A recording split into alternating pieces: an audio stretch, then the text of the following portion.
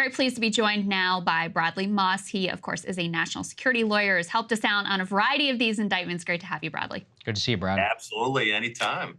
Yep. Yeah, absolutely. So just give us your first reactions as you read through this indictment, took a look at all the charges against Trump and his 18 co-conspirators here. Was this what you expected? What were some of your big takeaways?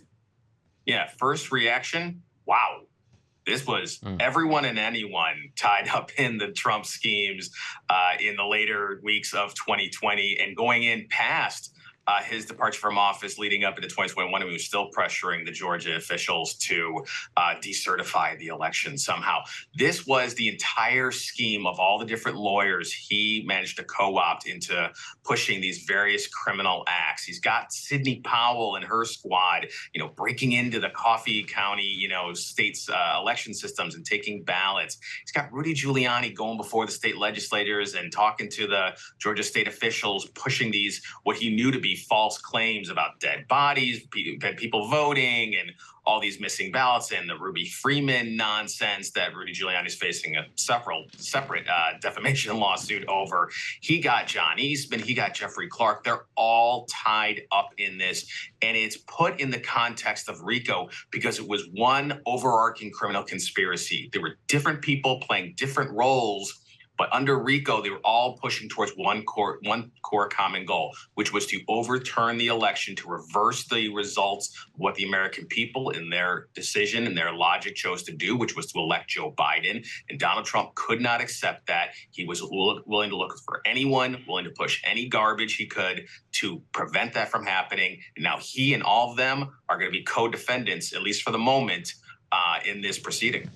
So, Brad, I want to ask you something that we got into a little bit last time, which is so we've gone and described the charges now. You've done a good job here. What possible avenues of defense does Trump have here? Because this seems difficult. Last time we talked about free speech, but that's whenever it's a federal context. This is actual state election law. So reading the indictment, what avenues of defense does Trump himself, and even some of his alleged co-conspirators, what do they have against the charges that have been levied against him?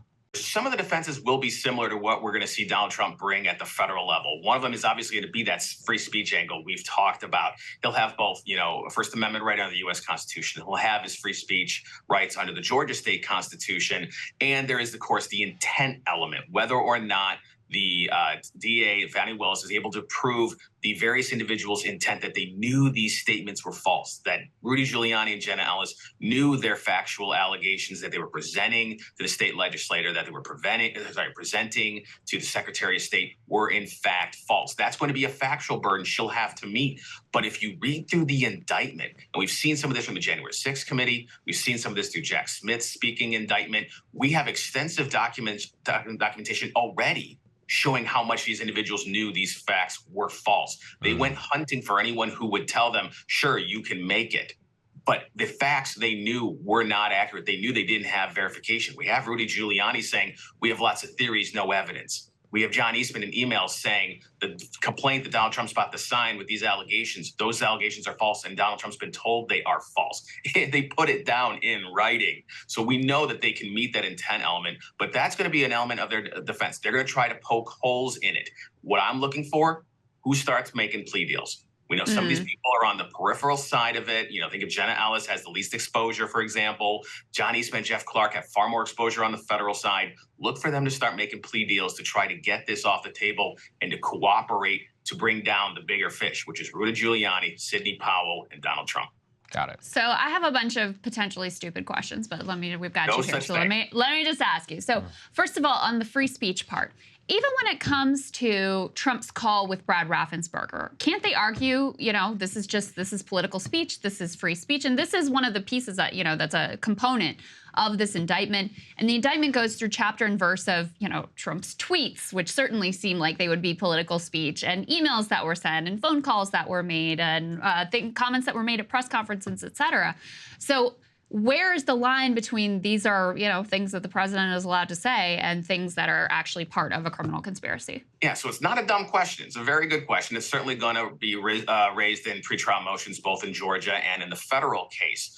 The distinction, according to the Supreme Court in recent years, is that free speech only goes so far until you are seeking or commanding someone to themselves engage in a criminal act. That's what's being outlined here, for example, with the January 2nd call, that he was trying to get Raffensperger to do something Raffensperger could not do, and that Trump was relying on information he knew to be false in order to get Raffensperger to do it. Raffensperger didn't have the authority to decertify the election. He didn't have the authority to throw out those votes or to just declare Trump the winner. Same thing goes with his conversations with Jeff Clark. He just wanted Jeff Clark to send this letter to the Georgia officials saying the Justice Department has concluded there were irregularities, so go call a special session. They knew, they had just been told by the other White House lawyers and by the DOJ lawyers, none of that's true. We found no such thing, but they were going to try to ask the Georgia officials to do it anyways. That's where the distinction comes. You can use free speech to do a lot of things in this country, but you can't use it as a means to further a criminal conspiracy or to seek other criminal acts to be done for you. One of the things I'm really hearing from you is that they have to prove, basically beyond reasonable doubt, that he knew that these things were false when he was doing them. And not just Trump, but almost all of the co-conspirators. Given, we've gone through some of the evidence you laid out here about some of the things that were in writing. Do you think that that is going to be enough? Like, will they have to be able to what counter case can Trump make to that? No, I didn't believe that, or like that was alleged to me, but that, like, trying to prove somebody's state of mind seems like a very difficult task and able to be undermined by reasonable doubt. So, like, to what burden do they have to rise to in order to prove it? Sure. So proving intent is always a difficult thing. Prosecutors have to deal with it every day because, by and large, you never truly know what's in someone's mind. Yeah. But let's be clear. You can't use delusion as a defense. You can't say, I'm a deranged maniac. I always believe that, the water is blue because that's what, Alex Jones put in it or something. You have to have some basis for it.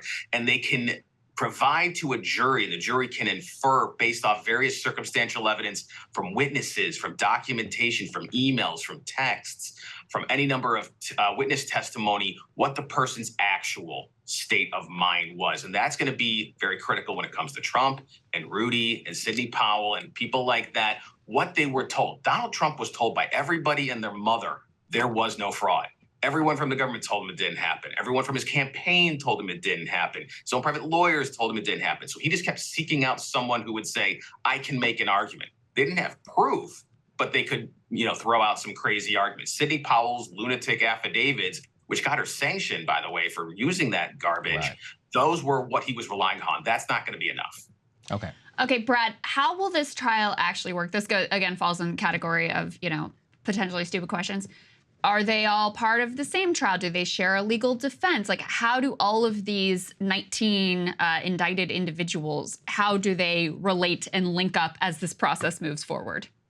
Sure. So right now, because this was brought under the Georgia State RICO, they're all in one big case. There's going to be one massive defense table with all of each defendant and their lawyers, and there's going to be the government on the other side. It's going to be like you think of when they went after mob bosses. Right. And they're all their underlings. When you see a gang trial, which Fonnie Willis has done several of those, as well as when they went after state educators in Georgia who were inflating scores, and about 11 of them got indicted and convicted for that.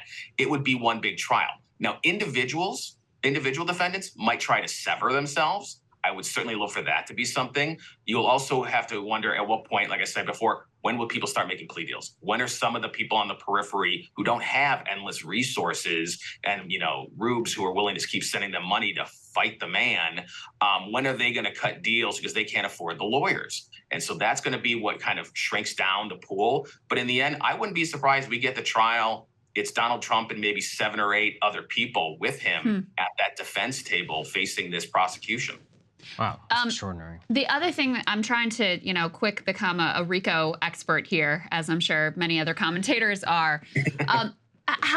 Walk me through how this works legally, because I'm still having a little bit of trouble wrapping my head around it. So each one of these 19 individuals is charged under the RICO statute.